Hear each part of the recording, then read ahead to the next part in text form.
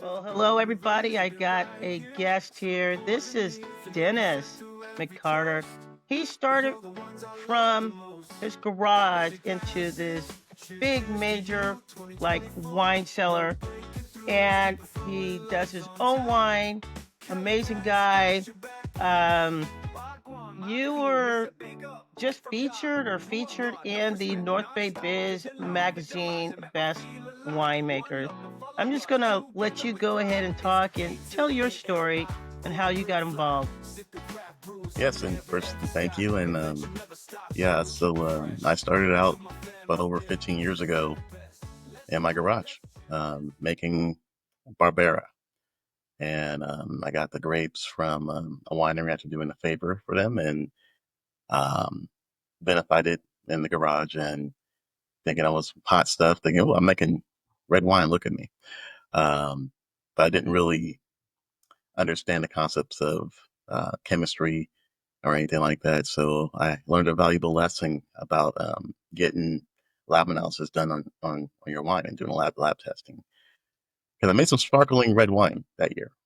It tasted great until it started bubbling. So from that year, I learned the process was just going to try to do it the right way, the best way you can, and improving every year, and then making award-winning amateur wine at my garage. And that's how we go to the local harvest fair and submit my wines and they would win awards. And then family members and friends all wanted a bottle, even though I only made a couple cases as opposed to hundreds of cases. And over the years, I increased production, and friends want to buy into the process and leave with some wine by the end of the year. My day job, I was doing insurance at the time, and McCarter Insurance Agency for farmers.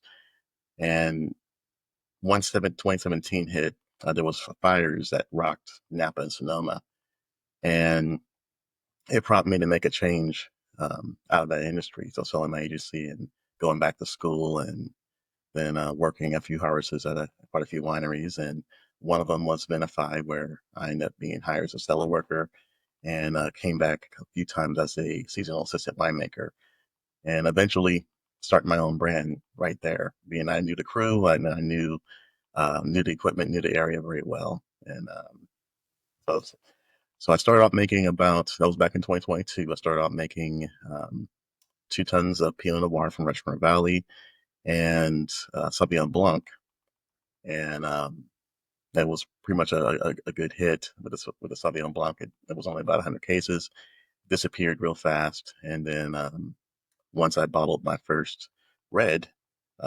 commercially, it it actually won double gold at Chronicle, and then took a lot of high accolades, which is kind of unique from being a small fry just starting out.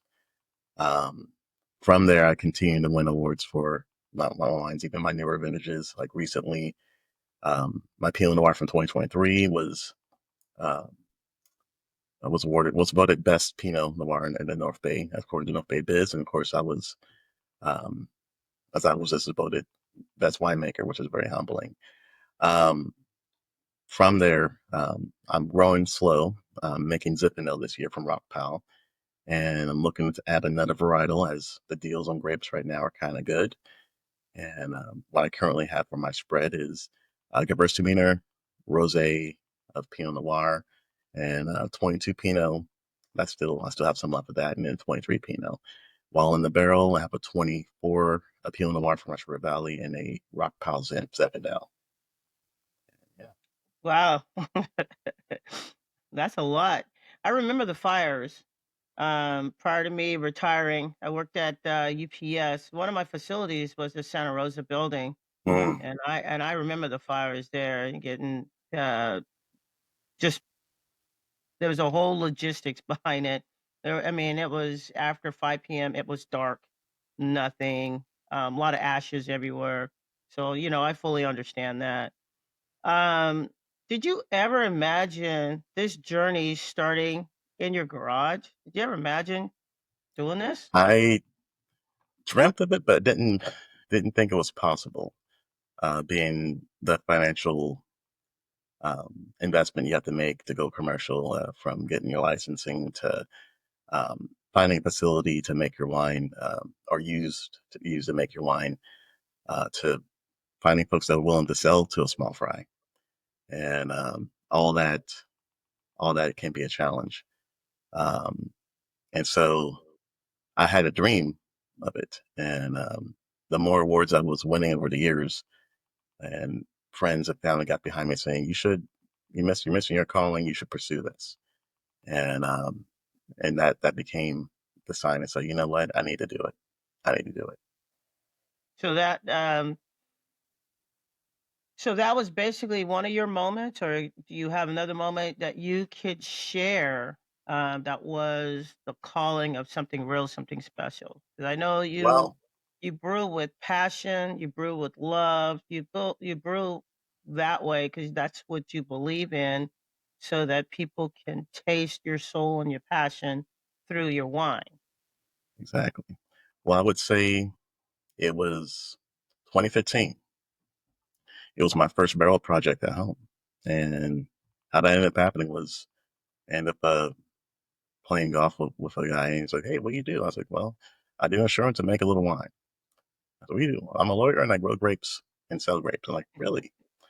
I was like, I'll take some grapes, or, make a small batch, And he's like, "Well, we got it for free." I was like, "Okay, cool. I'm making a couple 100 pounds because that's normally what I do." Um, Many months go by, and then it's closer to harvest season. He's like, "Hey, about that half ton, which is about 1,000 pounds."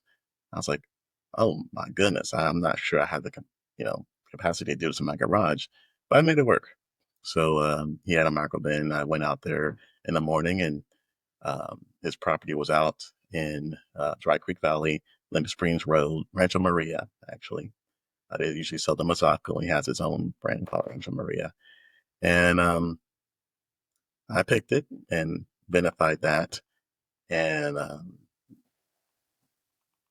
kept that barrel, um, kept the Zinfandel in that barrel for about 15 months.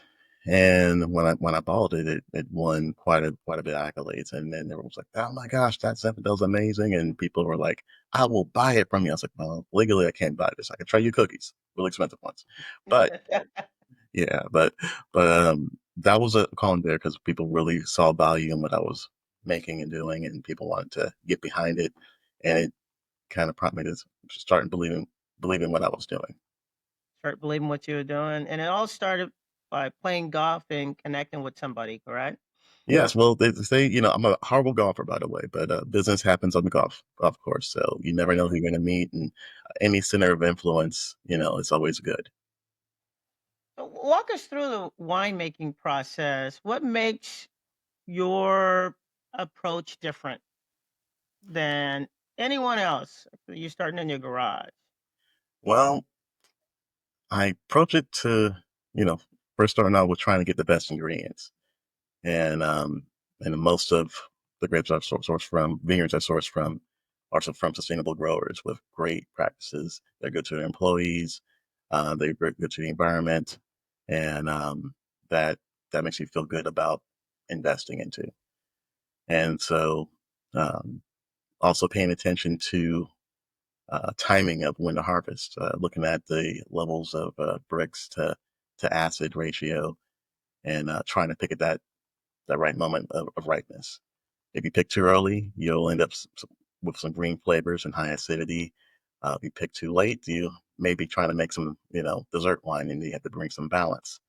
But that's also the big part of winemaking, is bringing balance from chaos if things are out of balance.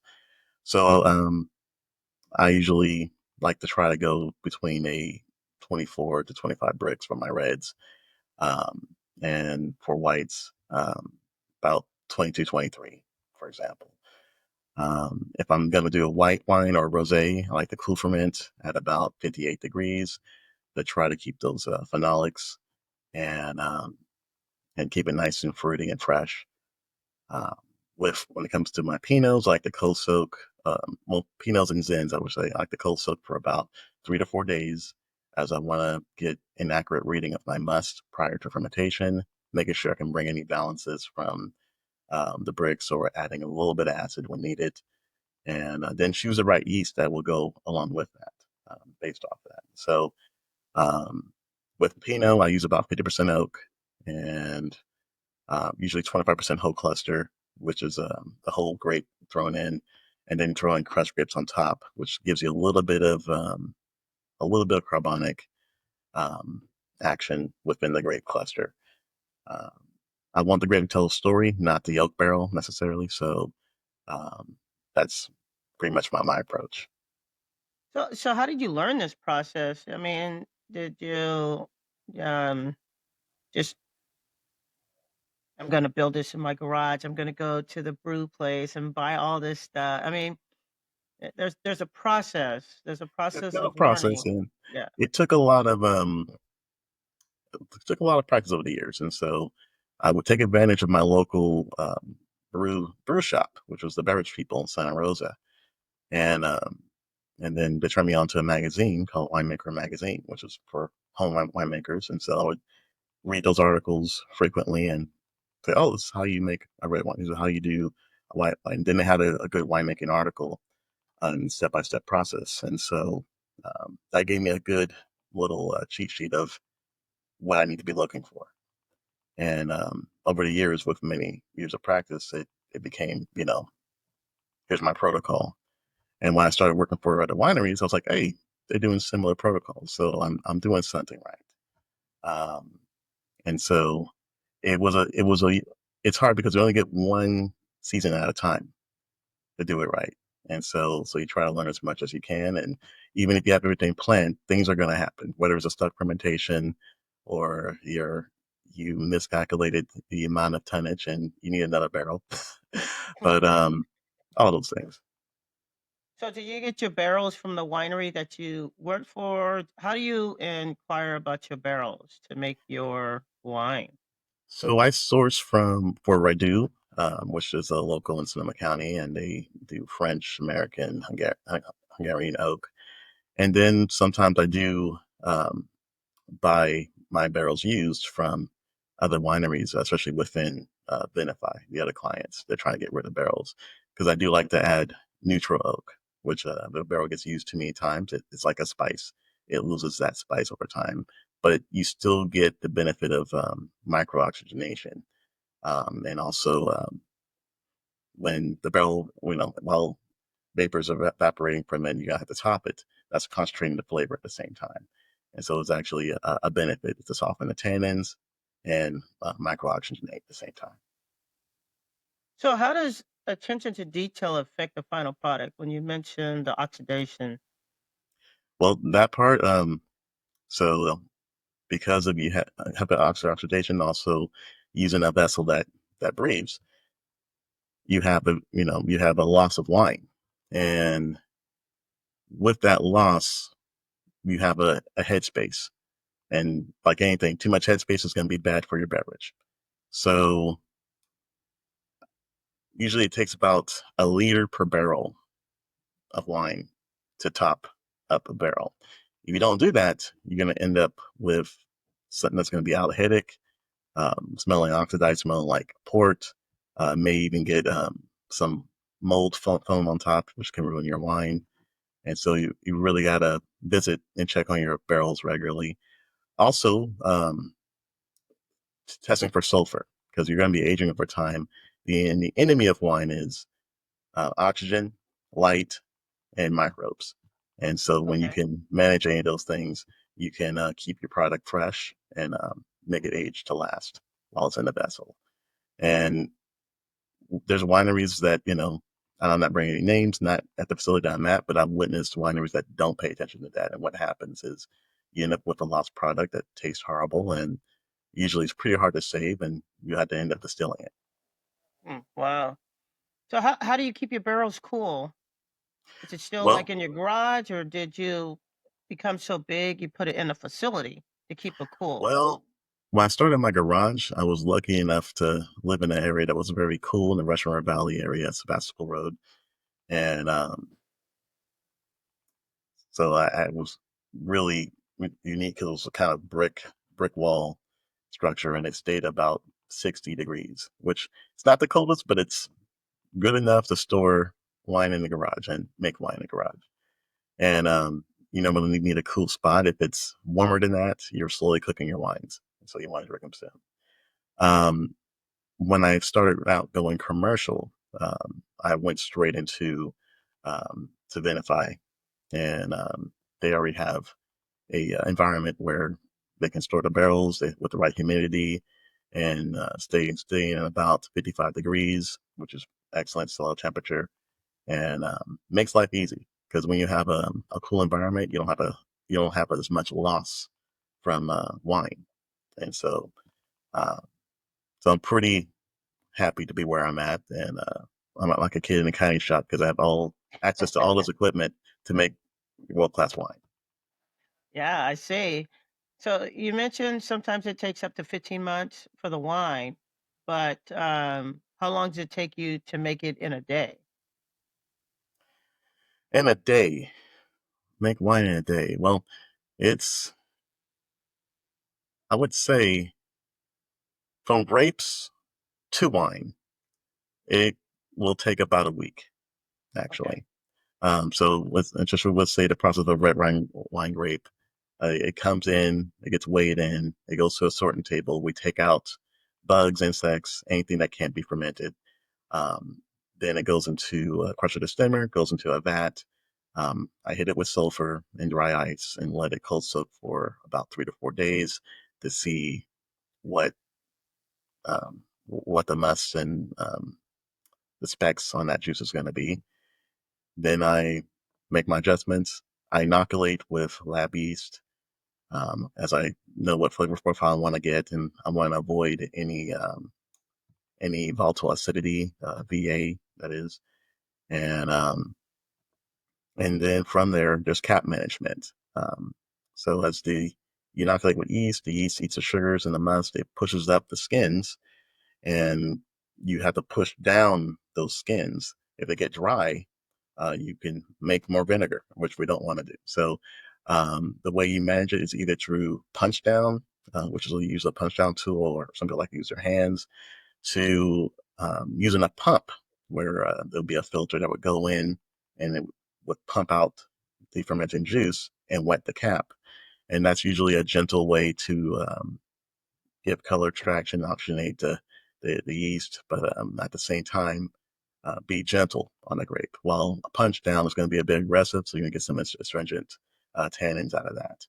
And so between those two, I would, depending on the grape source or the varietal, I would go in those combinations until it was done fermenting. Now, every day while it's fermenting, I'm checking the Brix levels as I'm seeing where the sugar level started at to where it's getting depleted at. And at about 1/3 of depletion, I want to add a nutrient. So I would either add a yeast nutrient like a fermento, um, and that's really important then to have because if you don't feed your yeast, um, the yeast will struggle and they will produce this compound called hydrogen sulfide, HS2.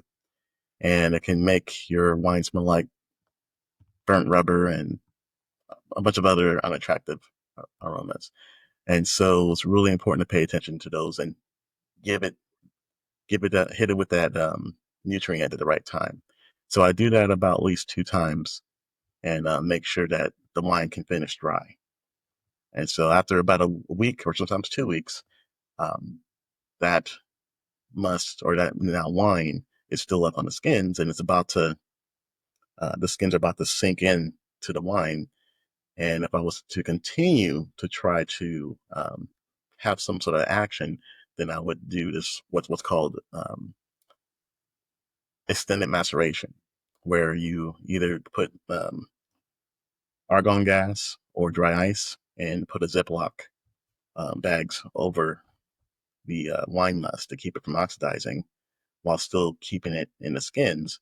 And what that does is it softens the tannins, also helps stabilize the color. And some wineries will go up to about a month or longer sometimes, or a Really? week. I usually go about a little bit over to a week. And then when it's time to press, firstly, the free run would be taken out of the basket.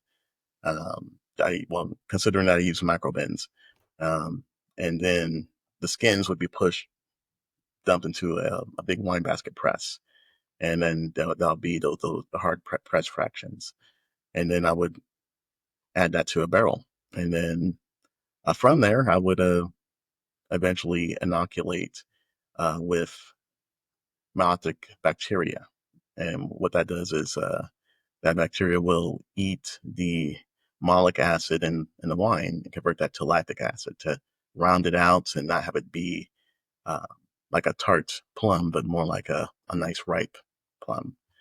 And so you get nice color, nice, well, not in the color, but nice flavor out of that.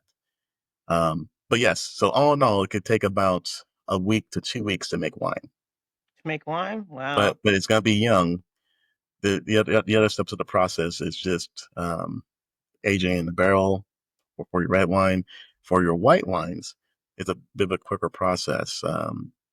Some will like to go straight to the basket. You press it out, you rack off the juice the next day, and then you go straight to fermenting either in a stainless steel tank or in a barrel. And that can take for my process for Gewürztraminer can take about a little bit to a month because I'm cool fermenting at about 55 to 58 degrees and nice, slow, but steady. And the aromatics are going to be good by the time it's done. Then once that's done, I put it into vessels, also keeping some of the lees and let that stay on the lees for about 2 months. And then I bottle pretty quick turnaround time. So with my whites and rosés, I can have ready in 3 months. Wow. Do you use the same grapes or different type of grapes, or Well, do I I use say grape farm? so I source from different people. So my current source for my 23 and 24 is Bear Vineyard, and they're off West Side Road, right across the street from Matrix in Hillsburg, and they have a couple different clones of Pinot, Pommard and Dijon 667. And last year, um, what's in the barrel is Pommard and 115 Dijon clone, which gives like a nice, so you get your nice cherry cola aromatic from the 667. You get your nice rose petal from 115, while Pommard is a bit hardier of a grape compared, think of your bigger Pinot. I think of Pommard. And so you get the balance of both with the best. Um, with my 22, that was a different vineyard, and that was from Ferkini Vineyard. And it was a hot season, and the guy gave me an offer that I couldn't refuse, as I've worked with him in the past as an amateur, and so I got to work with this unique Martini clone, but the grapes came in hot really fast because 2022 was a you had a pretty big heat wave here. So like you got temperatures that reached up to 110 degrees. And when you worry about heat, you got to worry about that, that happening where Yeah. two things can happen. Either your grapes are going to ripen really fast, a little too fast sometimes, or the vine will actually suck moisture out of the grapes. And, um, and so you have to act fast and really monitor. And it was scary because I and another winemaker that was also sourcing from the same vineyard. We were like, oh, what are your measures? They were about 21 bricks. Like, yeah, it was 20 bricks for me. And it's like, and then 2 days later, we're like, yeah, it's 26, which is pretty high. And so we're like, red alert, get those grapes in, and maybe if a wine out of it still. 23 was a hard year because you had the opposite. You had a cold, slow ripening year, which it was great if you like your cool climate style wines like Pinot Noir and Syrah and Chardonnay and whatnot, and Gewurz in this case. It was bad if you like cabs, because there were some cabs that never ripened because the heat just never came through. It was one of those seasons where you would barely see anything go over 80 degrees that summer. Mhm. Um, but the grapes that came out from 2023 were amazing. And so the Pinot I made, which has recently won awards, the Gewürztraminer, which took best of classes recently, it's been showing really well. So I'm pretty Yeah, happy with how that congratulations on came out. that. Yeah. Hopefully I answered your question there. Yeah, yeah, I mean, the audience love it. Um, so other than what you just said, what was one of the biggest obstacles you faced on your journey, and how did you overcome it? Well, the barrier of trying to find work in the wine industry, and and being older, and just changing over to a different, a different field. You don't see a lot of folks that look like me in the industry, and that's not a poor me story. It's just there was clearly a barrier. I couldn't find a lot of work, um, which prompted me to say, you know what, let me just start my own thing and get into it. And dealing with that voice that says, "Are you sure you belong here?" You know, that was kind of a big challenge. The challenge was myself that says, can you do this or can't you? And of course, I listened to You that just voice that stepped said I forward can. and did it, right? Yeah. Which is a good thing. That's really good. What achievements are you most proud of? Well, I would say besides my son, um, I would say winning that double gold medal. I would say doing that at the at Chronicle, because I was just starting out. Put a lot of time into that, a lot of stress. And, it was like, you have your first baby and then you're like, oh gosh, I gotta watch over it. I gotta make sure everything's gonna be okay. And then it gets to the bottle and then you hope it does well and you get that feedback. And I almost cried when I got the news. And so there was that. But then also seeing Mac McDonald. I'm not sure if you've heard of him. He was the owner of Vision Cellars, and Mhm. also a black winemaker that lived in Sonoma County. He just retired, but before that, he was finally recognized by the city and county, city of Santa Rosa and county of Sonoma County, for his contributions. And I was a part of that process as I started an initiative called um, Tasting Diversity, which pays homage to folks like him, the trailblazers that made it possible for folks like me to be in it right now. That's good. That's good. And so, how has the community responded to McCarter's Cellars? How they respond to you? Well, I would say I'm growing a fan base. So I have about 60 wine club members locally. It's becoming a well-known name, and hopefully a better known name in the future too. I'm very small as I'm only producing 300 cases, but Mhm. people are hearing of me. And when I'm dealing with other people in the industry, like, I know exactly who you are. I'm like, really?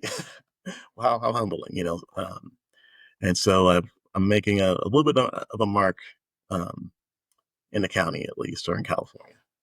Yeah, you was in the North Bay. What's it called? The North Bay Biz Yeah. magazine Yes, North Bay for Biz best Magazine. wine for the Yeah. best winemaker. So yeah, you're getting noticed and you're doing really well.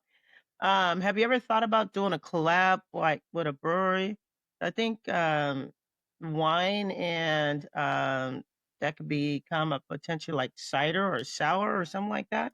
Something like a sizer, because I know there's like sizers as well. But Yeah. I would be open to that because originally I did start out as a home beer maker and home Oh, kombucha really? maker before I was making wine. And so like I just really was kombucha first, and I probably should have got that market sooner. I had no idea that ugly beverage would get so popular.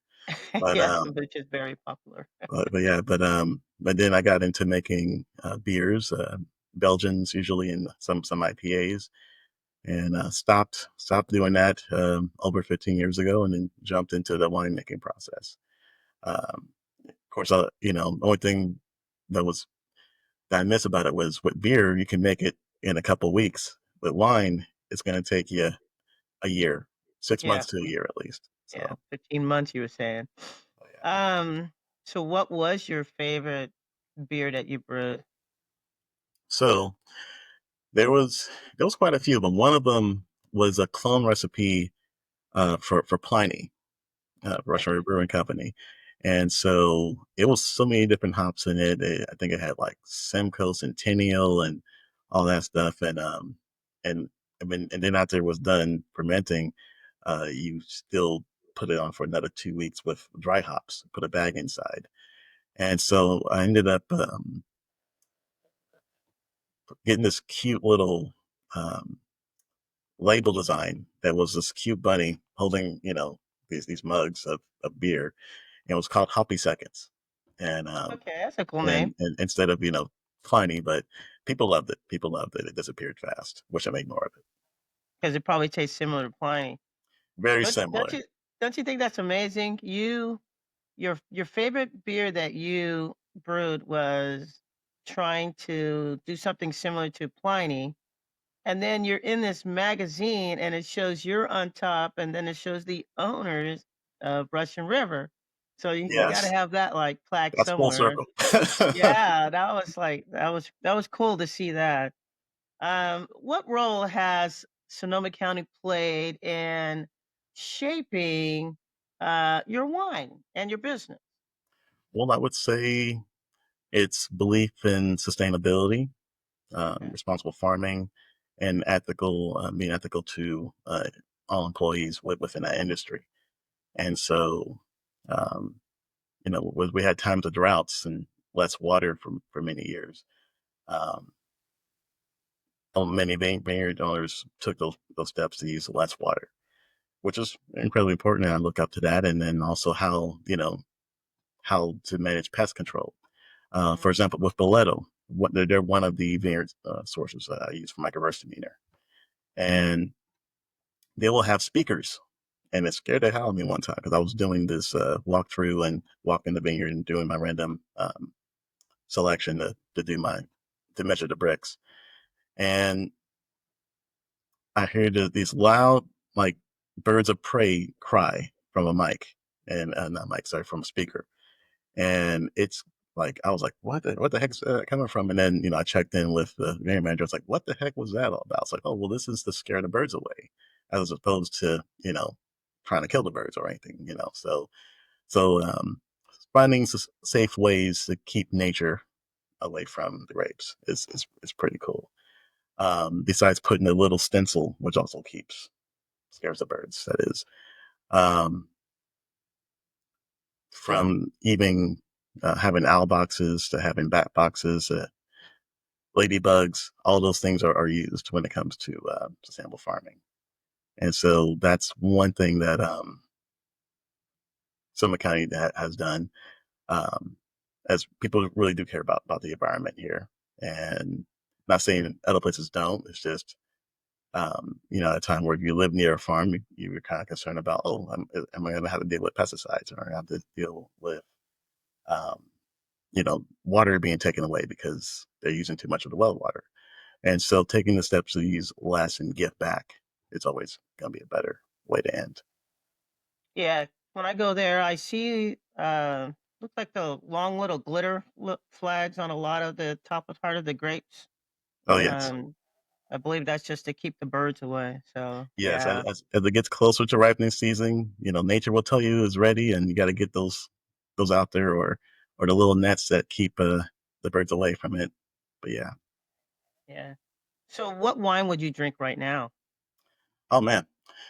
Well, if it was a hot day, I would be drinking my Gewürztraminer. It's nice, tropical. It makes me want to have it with Al Pastor. Um, if it's hotter, and I want to grill, then I would want to go with a Syrah, a Petite Syrah, or Zinfandel, and those little big heartier reds. I do enjoy my Pinot, um, which I would normally like to have with pork chops or grilled chicken. But I'm a red meat guy, so I eventually I will want some bigger reds to have while I'm out grilling. When you're out grilling, some bigger reds. So it balances the flavor out from the food that you're trying to pair it with? Yes, yes, and so I wouldn't go necessarily. Though the rule can be broken, I wouldn't go with a ribeye steak and Pinot Noir personally. I would want a bigger wine for that, either Cabernet Sauvignon or Petit Syrah or Alicante Bouschet to um, a Chateauneuf de Pop like that. That would definitely hold up. And eventually, I want to have more wines coming out of McCarter Cellars that can hold up to those big meats, but also can be a delicate lady at the same time. So, which Okay. my Pinot Noir, I compare it to a delicate lady. It's classy. It has all the right things. It's aromatic. It's beautiful. It's lush.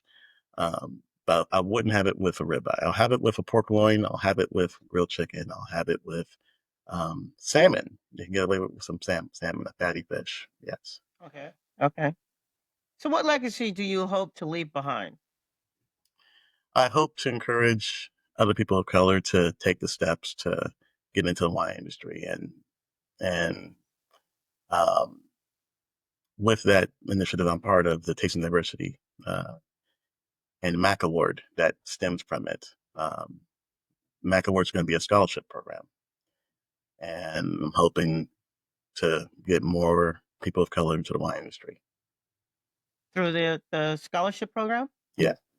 So how do people get to know about your scholarship program? Well, it's in the development right now. The MAC Award occurred last year, and that was to award Mac with his first contributions. But moving forward, that's going to be also a fundraiser nonprofit that will become a scholarship to at least get money out to two candidates. And right now, we're raising money right now through the Library Foundation, which is how part of this got started. And so there's some cutbacks to the state and to that, and so it's going to take a little bit longer um, until to next year. But we have some plans for 2026 to get that going. Oh, that's good. Yeah. You also got my platform you can use at any time, so you're more than welcome to use it. All right. Are there any exciting releases? I understand that we talked about the collab, or any events coming up.